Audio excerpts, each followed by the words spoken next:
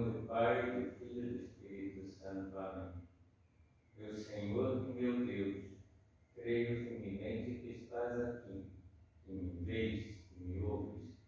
Adoro-te com profunda reverência, peço-te perdão dos meus pecados e graça para fazer com fruto esse tempo de oração. Minha Mãe Imaculada, São José, meu Pai e Senhor, meu anjo da guarda, intercedei por mim.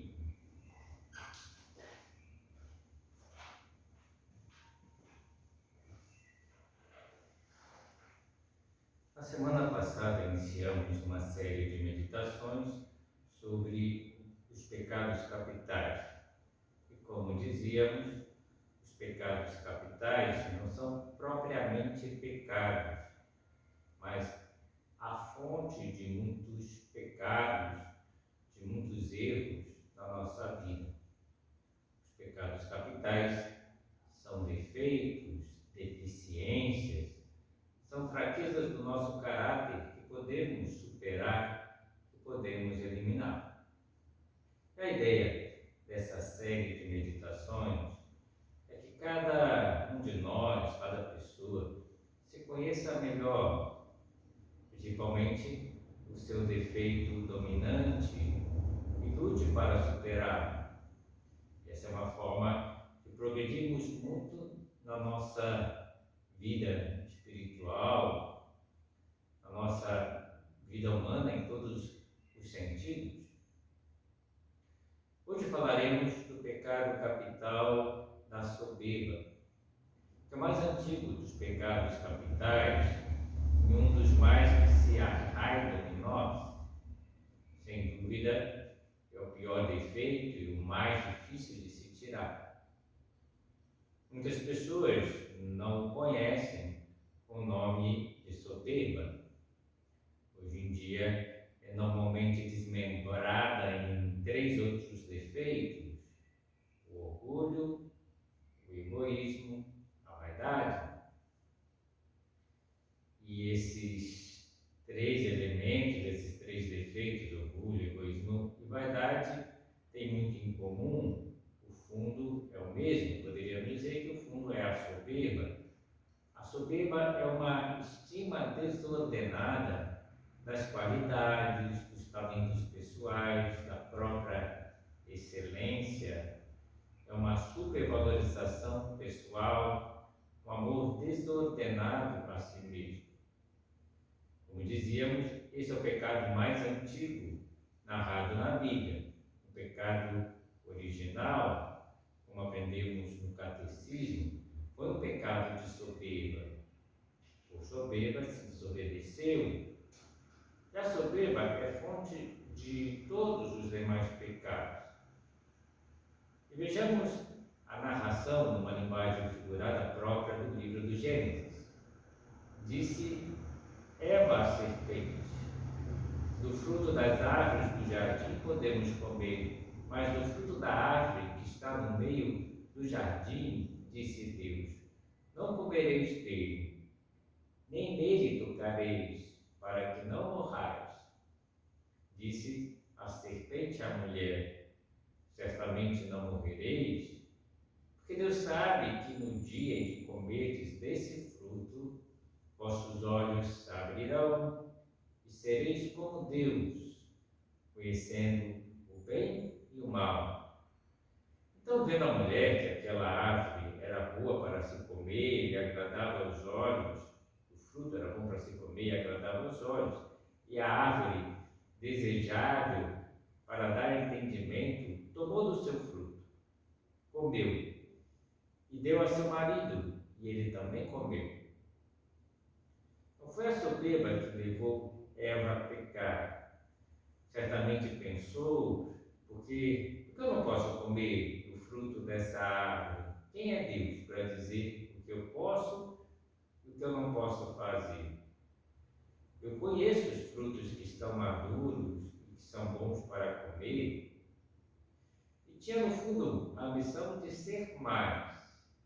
Não está submetida a nada nem a ninguém. E por isso se deixou seduzir pela tentação da serpente. Sereis como Deus. ficar claro que Eva caiu por soberba e por isso desobedeceu a Deus. Uma soberba é uma ideia desmedida e desordenada que formamos de nós mesmos. A pessoa cultiva um alto conceito de si mesma, não admite qualquer sombra, por pequena que seja, qualquer referência a outras pessoas, não suporta qualquer restrição, censura ou correção, atribui a si mesma, esquecendo-se por completo de Deus, tudo aquilo que é e que vale. E desse modo acaba excluindo a Deus e os outros da sua vida. Só importa o seu eu, basta-se a si mesma, só se preocupa consigo mesma. E se recorre a Deus e aos outros, é para a sua satisfação, para a sua realização pessoal. A soberba leva a pessoa a colocar-se no centro do seu universo, da sua família, das suas amizades, da sua sala. E não passa de uma grande infantilidade. A pessoa começa a olhar tudo em função de si mesma. Foi chover logo hoje que eu ia fazer a excursão com aquele plano legal. Meu plano deu errado, Deus não pensou em mim. Como dizia uma criança na praia, o que acontecerá com o mar quando eu não estiver aqui? Como se o mar fosse mar por ele e para ele. O mar vai continuar igual, não vai mudar nada se ele não estiver aqui. Para percebermos se a soberba está presente na nossa conduta, se é o nosso defeito dominante, vamos seguir as 3 pistas que indiquei na semana passada para nos conhecermos, que são as nossas reações, as nossas palavras e o fruto das nossas ações. Vejamos, em primeiro lugar, as reações típicas de uma pessoa soberba. São muitas essas reações. Por exemplo, quando alguém fala algo que ela não gosta ou não concorda, quando dá uma opinião diferente da sua, ela despreza biblicamente, não escuta. E por um simples motivo, porque ela sempre tem razão. A pessoa orgulhosa acha que a sua opinião é a verdade e não pode ser de forma diferente do que ela pensa. A pessoa orgulhosa se compara muito com as demais pessoas e prefere a si mesma com relação aos demais. E as pessoas orgulhosas julgam-se melhores, superiores, mais capazes. São aquelas que nos trabalhos pensam e manifestam a vez. A minha ideia é a melhor, a minha solução é a melhor. E na classe, a minha piada foi a mais divertida, a minha resposta foi a mais acertada. Em casa, eu tenho direito porque eu sou a que mais se empenha, ou eu tenho muito o que fazer. E por isso, quer que se refiram a ela, se elogiam as outras, se enchem de raiva, de inveja, quer que façam caso dela. Do contrário, se chateia muitíssimo. Todos praticamente têm que achar muito interessante o que ela está falando e prestar atenção no que ela está falando. E vive agarrada ao juízo próprio, à vontade própria, até a casmurrice, a teimosia. Se irrita quando contrariada, ou quando cobram algo dela, quando lhe mostram um erro, e age agressivamente. A pessoa orgulhosa também se revolta com as pessoas que estão acima dela, com qualquer autoridade, pais, professores, chefes, etc. A pessoa orgulhosa tem uma atitude interior de revolta de julgar mal, de não aceitar nunca suas decisões. Isto porque ela nunca baixa a crista, nunca quer dar o braço a torcer, porque acha que no seu lugar faria mais e faria melhor. E com relação com quem está abaixo, de alguma forma, surge o desprezo. O desprezo é uma atitude típica e frequente de uma pessoa soberba. Acontece algo parecido à parábola do fariseu publicano, que nosso Senhor nos relatou. Dois homens subiram ao templo para orar, um fariseu e outro publicano. O fariseu de pé orava consigo mesmo: ó Deus, graças te dou porque não sou como os demais homens, ladrões, injustos, adúlteros, nem ainda como este publicano. Jejuo 2 vezes por semana e dou o dízimo de tudo quanto eu ganho. Mas o publicano, cobrador de impostos, estando em pé de longe, nem ainda queria levantar os olhos ao céu, mas batia no peito, dizendo: ó Deus, sede propício a mim, pecador. Digo-vos que este desceu justificado para a sua casa, e não aquele. Porque todo o que a si mesmo se exaltar será humilhado, mas o que a si mesmo se humilhar será exaltado.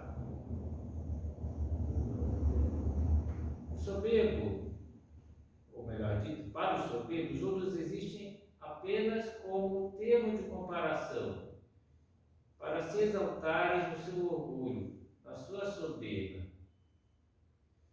É a soberba que nos leva a pensar na sala de aula, quando um colega faz uma pergunta que já sabemos a resposta, viu só como eu entendo isso mais facilmente que os outros, e a pessoa se acha superior. A soberba leva as pessoas a vangloriar-se interiormente das suas capacidades.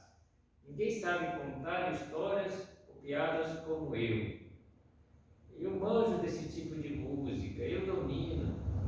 E às vezes nos orgulhamos de umas tremendas bobagens, até ridículas. Ninguém sabe descascar laranja tão bem como eu, não fica nem um fiapinho, né? Ou ninguém roda o lápis como eu rodo. É coisa mais absurda, mas acontece. Vejamos agora as palavras que escapam de uma pessoa soberba. Pelas palavras, como dizíamos semana passada, podemos notar os defeitos de uma pessoa. Podemos notar a soberba de fundo. A pessoa soberba está sempre falando de si, citando-se como exemplo, porque eu faço, porque eu aconteço, porque eu já fiz algo parecido, porque eu conheço bem esse tema. Adora contar vantagem, sempre fez algo melhor, mais divertido, mais interessante do que aquilo que estão falando. Adora se exaltar humilhando os outros, ironiza os defeitos dos outros, faz gozação quando alguém erra. Não aceita que lhe ensine, que alguém lhe diga como fazer as coisas. Ele diz: não me dê conselhos, pode deixar, eu me viro sozinho, eu já sei, eu já tenho experiência. E vive criticando o que os outros fazem. Os outros só fazem besteira. E os soberbos dizem: que bobagem que está falando, que absurdo. Vamos passar agora a considerar os frutos amargos na vida de uma pessoa soberba. Como é difícil conviver com uma pessoa soberba. A soberba é o pior dos defeitos. Ela gera antipatia nos outros. Por quê? Porque sem ela nada se faz bem, só ela faz tudo bem feito. A pessoa soberba se mete em tudo, tudo tem opinião, tudo tem que pontuar, que falar, gera mágoas, emburramentos para a própria pessoa, fica muito magoada por uma falta dos outros, que considera como uma falta de consideração com ela. Há uma historinha, uma tirinha da Mafalda, que ela encontra o seu irmãozinho chorando desconsoladamente. O que aconteceu contigo, Gui? Os meus pés estão doendo. Mafalda examina os pés de Gui. Mas é claro, Gui, você calçou os sapatos ao contrário, os pés estão trocados. Gui comprova o fato indiscutível e abre um berreiro ainda maior. O que é agora, Gui? Por que você está chorando? Agora dói-me o orgulho de ter errado, de ter colocado os pés ao contrário, do sapato. E como combater a soberba? Uma forma de lutar para vencer a soberba é colocar-se no último lugar, como quem serve, reconhecendo que os outros são filhos de Deus, vendo Deus nas outras pessoas e por isso procurando servir aos demais. Às vezes oferecer-se para fazer as tarefas mais chatas em casa, que ninguém quer fazer. Levar o lixo para fora. Ah, mas fede muito, fede para todo mundo, e alguém tem que levar. Ouvir com atenção os outros. Ouvir o que o irmão menor tenha contado o seu dia, o que a mãe gostaria de contar para você. Então, ouvir com atenção. Não como quem coloca a cara de isso daqui não me interessa não, isso que você está falando. Às vezes ficar na sua, não dar o teu parecer, sem que te peçam, ou sem que seja necessário. A gente tem que opinar sobre tudo, falar sobre tudo. Não insistir com teimosia e de maus modos. Vendo que alguém está errado, não falar de uma forma ríspida, ou com teimosia, insistir com teimosia. Pois aceitar as humilhações. Não se desculpar quando alguém os repreende. Não ocultar ao padre ou ao monitor ou uma pessoa da obra algumas faltas humilhantes. Às vezes não queremos falar de certas coisas para que não percam o conceito que fazem de mim, meu autoconceito.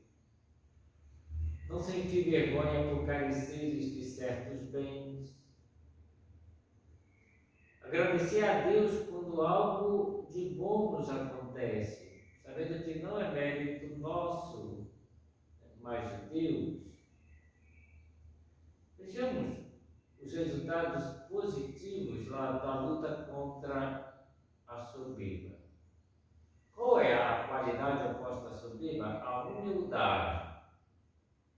Uma pessoa humilde passa a ter grande valor, pois torna-se simples, amável, desenvolve a paciência, aprende a escutar os outros, considera e trata com carinho e respeito aos outros, não despreza os demais, perdoa, é afável, aceita as correções que lhe fazem, aprende rápido, pois não se sente ofendida, magoada por ensinar a fazer as coisas.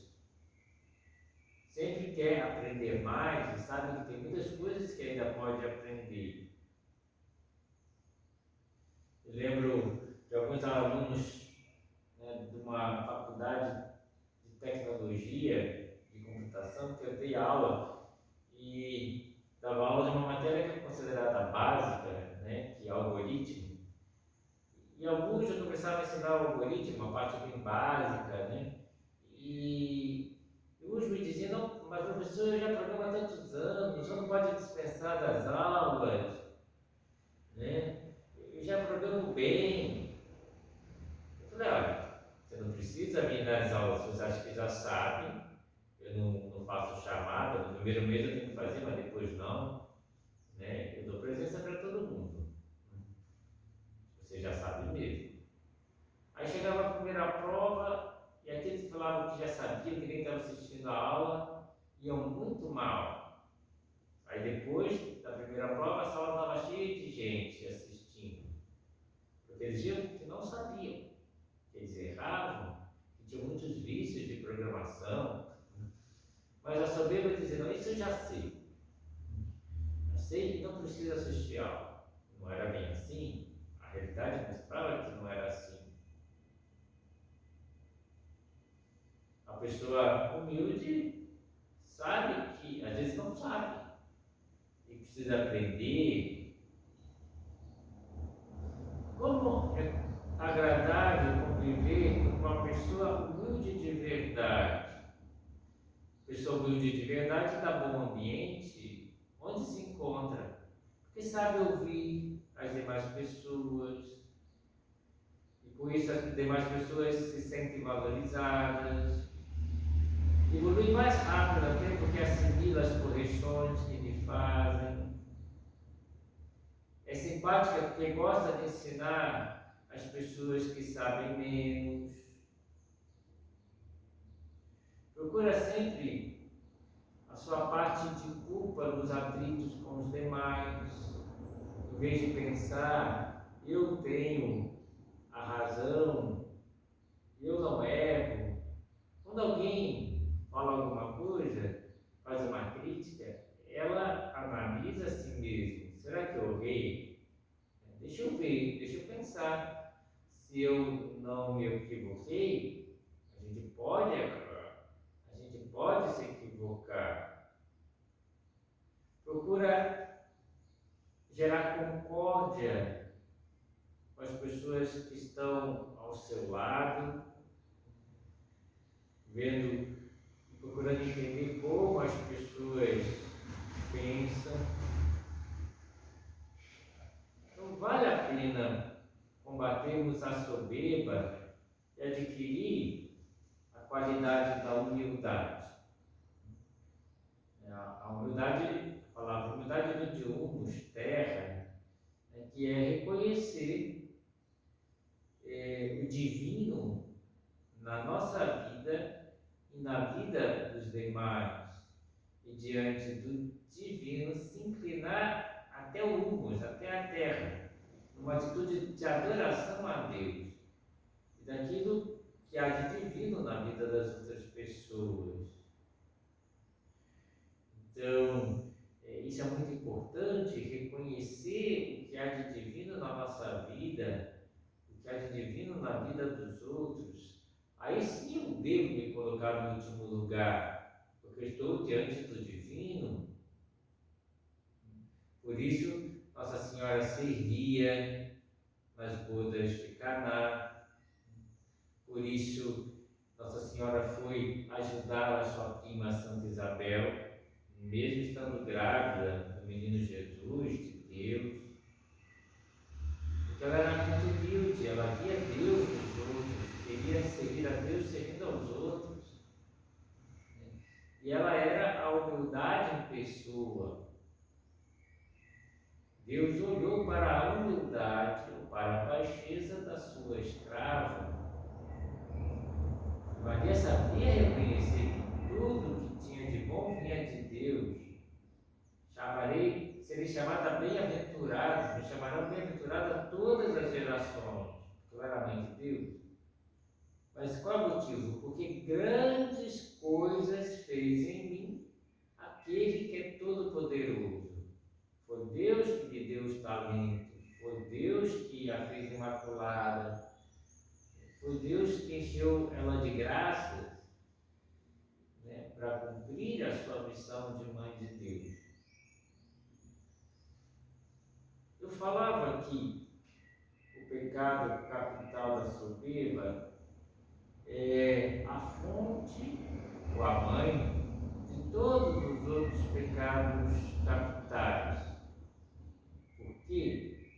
Porque é o amor próprio, desordenado, que nos leva a cair nos outros pecados. Porque a gente procura um bem aparente aos nossos olhos, procurando o nosso bem. Quando caímos no pecado da preguiça, é porque nós achamos que merecemos descansar, que não precisamos fazer todas as coisas, porque temos um alto conceito de nós mesmos. Quando caímos no pecado da gula, porque nós queremos o prazer para nós, e achamos que merecemos aquele prazer que está desvirtuado. Quando caímos no pecado da ira, tem muito de soberba. Como a realidade não se adequa à minha forma de pensar, porque esses imprevistos, porque essas contradições, que a pessoa se revolta e se irrita, por soberba,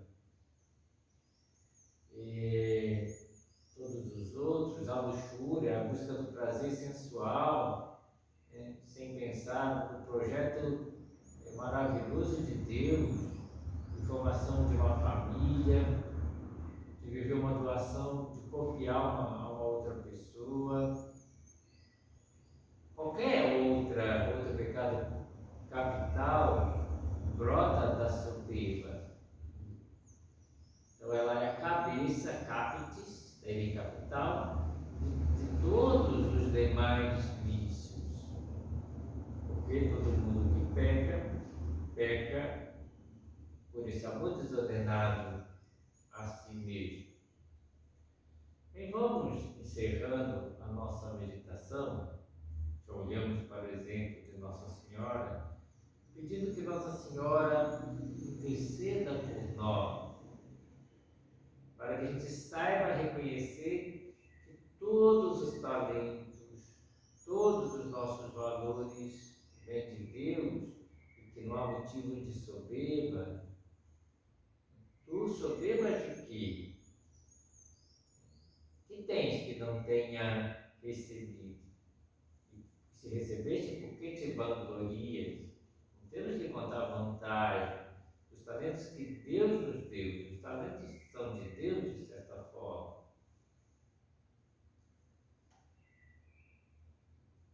Terminamos a meditação, sobre esse pecado capital. Haveria muito mais que falar, e talvez na próxima meditação eu fale um pouco mais do egoísmo e da vaidade, que são filhos, da soberba, são manifestações da soberba. O egoísmo é esse amor próprio, eu me amo, não posso mais viver sem mim, como dizia uma música, de colocar o eu no centro do nosso mundo. E depois a vaidade, que também é algo muito forte. Estamos muito preocupados com a nossa imagem, que os outros vão pensar, que os outros vão achar de nós. Ficamos pendentes do reconhecimento.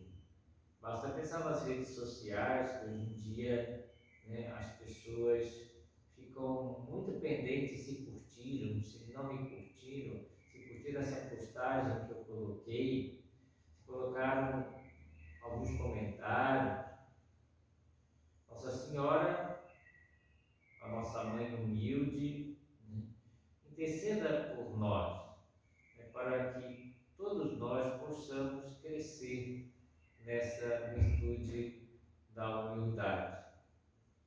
Jesus, que era manso e humilde de coração, fazei o nosso coração semelhante ao dele.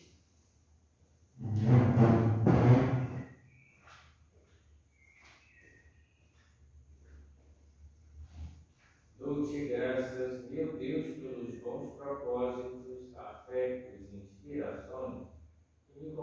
encaixe nessa meditação.